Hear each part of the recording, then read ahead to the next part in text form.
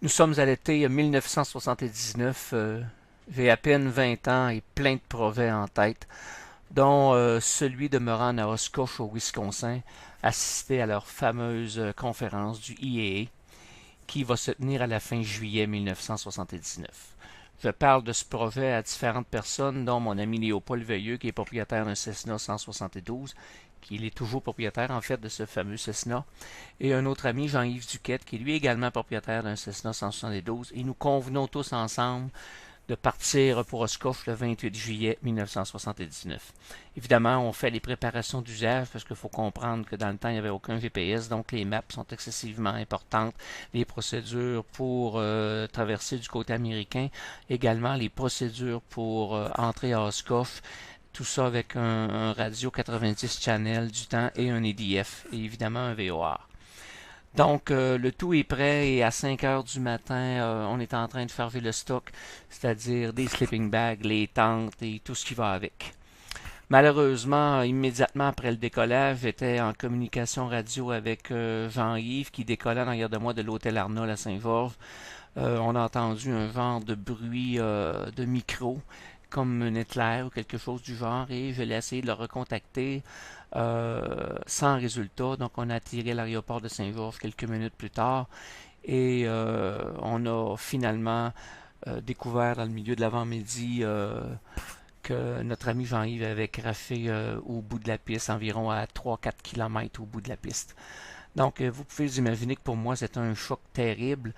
Et depuis tout ce temps, ça va faire bientôt 40 ans, il n'y a à peu près pas une fois que je décolle pas, que je lui pense pas. Ceux qui ont vécu des choses semblables, vous allez sûrement me comprendre, ça laisse toujours un petit quelque chose. Et Jean-Yves était évidemment père de famille, avait des enfants, dont un de ses enfants qui s'appelle Martin, qui avait environ 8 ou 9 ans dans le temps. Et veut pas, j'étais un peu l'instigateur de ce projet-là. Et je m'en voulais énormément d'avoir mis ce projet-là à terme et d'avoir entraîné dans la mort, évidemment, notre ami Jean-Yves et avoir privé Martin de son père. Il y a quelques semaines seulement, j'ai rencontré Martin par pur hasard et nous avons discuté quelques minutes ensemble et il m'a montré quelque chose qui m'a fait vraiment chaud au cœur.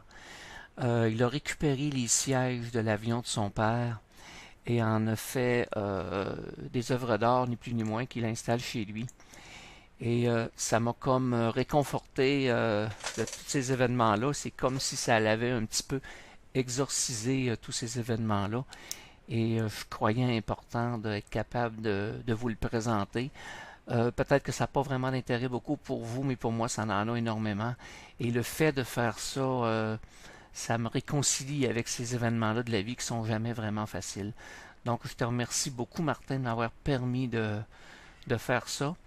Et par la suite, évidemment, en 1980, moi et Léopold, on aurait décidé de retourner à Oshkosh, sans évidemment une certaine crainte pour le décollage, et on s'est rendu à Oshkosh. Ça a été très très bien, on a vu des choses épouvantables.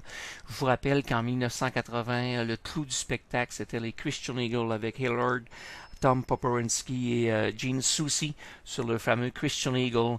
Après ça, on avait également les Very Easy qui faisaient leur apparition. On avait également The French Connection, qui étaient des Français, un homme et une femme, mari et femme en fait, dans la vie, qui faisaient de l'acrobatie en vol inversé un sur l'autre à quelques pieds.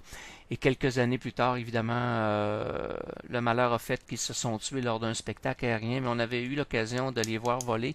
Et j'avais eu également l'occasion de discuter avec eux longtemps, parce que très peu de gens parlaient français à Oshkosh, et nous, on avait cet avantage-là. Évidemment, eux parlaient également anglais, mais français, il y avait peu de gens.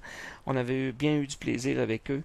Et tout ça pour vous dire que ça a été des événements qui m'ont marqué, qui me marquent toujours aujourd'hui, mais d'une façon différente.